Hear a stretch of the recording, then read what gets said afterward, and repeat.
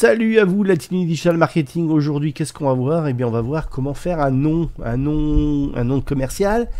Mais pas que. On va aller un petit peu plus loin, voir aussi comment je peux protéger mon nom de marque. Donc déjà, on va trouver le nom de ma marque. 2, on va voir si ma marque, je peux la déposer et comment je peux faire pour la déposer. Et 3, comment après au niveau du nom de domaine. Oui, on va bien parler web, hein. On est là pour ça et on va aller voir un petit peu les noms de domaine après. Donc voilà, ces 3 étapes, on le voit bien sûr après l'intro.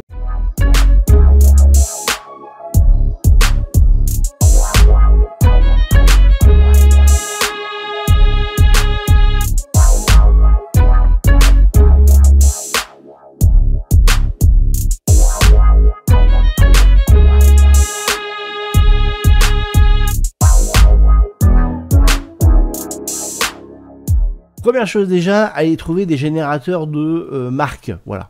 Donc là, j'ai mis dans mon cas ici présent, j'ai mis plombier dépannage, c'est ce qui m'est venu tout de suite. Allez hop, on va aller faire un test, on va aller voir si plombier dépannage, qu'est-ce qu'il me donne.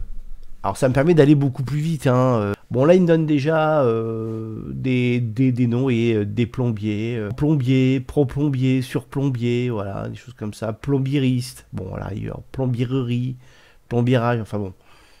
Imaginons, on peut partir vraiment sur des trucs assez drôles. Bon, là, on a pris le chose avec le côté français. Tiens, on va prendre par exemple 2 plombiers, ce qui me paraît pas mal. Alors, il a généré, vous générez votre marque, hein, voilà, etc.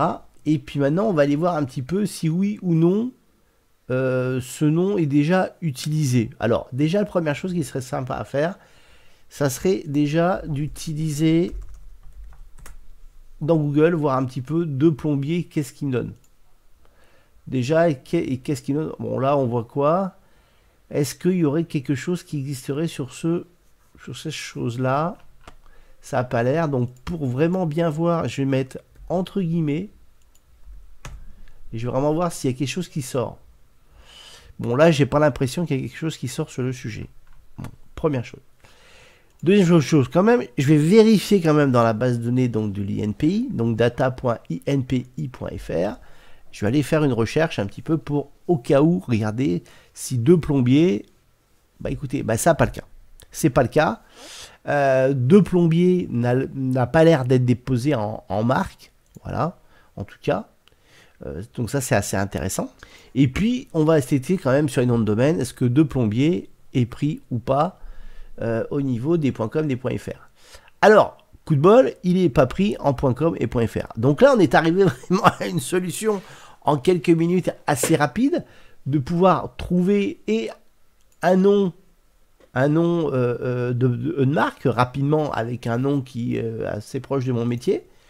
On l'a vérifié par rapport à ça et on l'a vérifié par rapport à Gandhi, si oui ou non nom de domaine, et surtout si on a vérifié si au cas où il aurait pu en parler, parce qu'on peut très bien avoir en fait un site qui a un .com, un nom de domaine en .com, en .fr, ou un site qui s'appelle de ce nom-là, mais qui soit pas déposé en marque, donc qui viendrait un petit peu parasiter en fait dans la recherche si des gens taperaient votre marque dans les moteurs de recherche. Alors, autre chose aussi à vous signaler qui est important. Je vais vous faire une petite démonstration sur quelque chose parce que ça, attention, c'est quelque chose qu'il ne faut pas jouer. Comme je vous le disais, je vais vous faire une petite démonstration sur quelque chose qui est important à comprendre. Pourquoi vous voyez tant d'or? Eh bien, je vais vous expliquer par rapport à une marque et qu'on voit ici en publicité. On a évidemment la marque l'or pour pas le citer, d'Expresso, donc le café.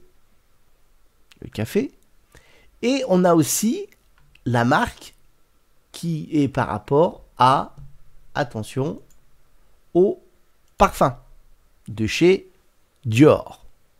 Et oui, on a 2 marques et pourtant qui s'appellent pareil, l'or et l'or. Qu'est-ce qui se passe? Eh bien en fait, si on cherche par exemple ici dans ici marque, imaginons dans l'INPI, on va se retrouver avec 2 marques identiques.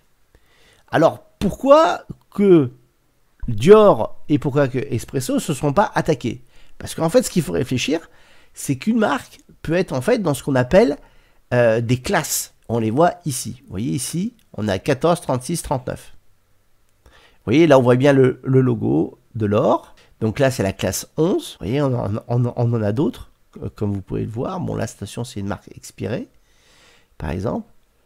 Donc, qui a dû essayer d'être déposée, mais qui a dû se faire un peu, je pense, ressortir très très vite.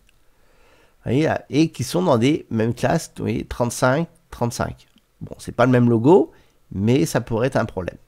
Donc c'est là où il faut faire très attention, en fait, aux classes, parce que je peux très bien avoir une marque qui peut être dans une autre classe différente. Donc si la marque n'a pas déposé dans beaucoup de classes, en général à peu près c'est 3 classes, en ordre général, et bien en fait vous pouvez le déposer dans une autre classe. Voilà. Si bien sûr vous ne touchez pas au même principe de produit. Hein. Attention par rapport à ça. Donc on peut voir qu'on a beaucoup l'or. Vous voyez, le comptoir de l'or, etc., etc. Oui, mais ils ne sont pas dans la même classe. Vous voyez, donc là, on voit bien 16, 24. Alors, à quoi correspondent ces classes, hein? Eh bien, tout simplement, c'est au secteur d'activité que vous voulez exploiter votre marque. Et si vous venez, en fait, un petit peu vous mettre sur la même classe, et là, il peut y avoir un problème. Donc là, on voit bien l'or ici, est bien en classe 30, hein, et ce n'est pas le cas pour l'autre, l'or. Et après, il peut y avoir aussi un niveau de national, international, voire européenne. Voilà. Il peut y avoir. Donc ça, je voulais vous montrer parce que ça peut être. Mais attention par contre, il se peut qu'il peut y avoir des marques, et c'est là où faire très attention, qui peuvent être déposées, mais que le nom de domaine soit libre. Attention aussi.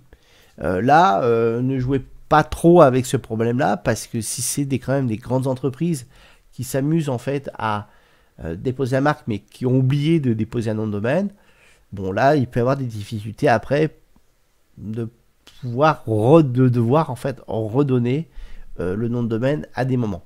Voilà, donc voilà un peu pour cette explication de comment créer en fait une marque, comment la surveiller, on va dire, au niveau du web, surtout aller regarder un petit peu au niveau du web ce qui se passe.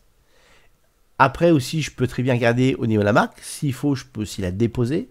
Et en fin de compte, je vérifie aussi le nom de domaine, si oui ou non, le nom de domaine est libre ou pas. Autre chose, pour finir, ça aussi qui est important à comprendre, je vous fais une petite démonstration par rapport à un autre site internet. Donc là, en fait, tout simplement, je vous fais une démo par rapport à ce qu'on appelle la Webback Machine, archive.org, pour ceux qui ne connaissent pas. En fait, je vais tout simplement vérifier que le nom de domaine que potentiellement je pourrais acheter, par exemple desplombiers.com ici présent, est-ce que oui ou non, il a pu être exploité? Parce qu'il peut très bien, ça fait quand même 30 ans, on va dire, que le web tourne, grosso modo à l'heure actuelle. Est-ce que oui ou non, ce nom de domaine a pu être utilisé? Et des fois, il faut se méfier sur quelle utilisation il peut être. Hein. Il pourrait être utilisé sur des trucs un peu très borderline. Donc là, je vais quand même vérifier. Qu'est-ce que je fais? Je mets mon nom de domaine, j'appuie sur Entrée, et je vais regarder si oui ou non, bon, ce nom de domaine a déjà été utilisé. En ce que je peux voir ici, eh bien, mon nom de domaine n'a pas été utilisé. Voilà, donc là, je suis un peu plus tranquille. Sinon, j'aurais vu ici des dates et j'aurais pu voir comment il a été exploité, qui l'a exploité, et on va dire en même temps, bah, est-ce que j'aurais pu voir même à quoi il ressemblait, hein, et en même temps, ça permettrait de voir si oui ou non, il a été mal exploité, ou au contraire, c'est dans la même type thématique que je veux l'exploiter.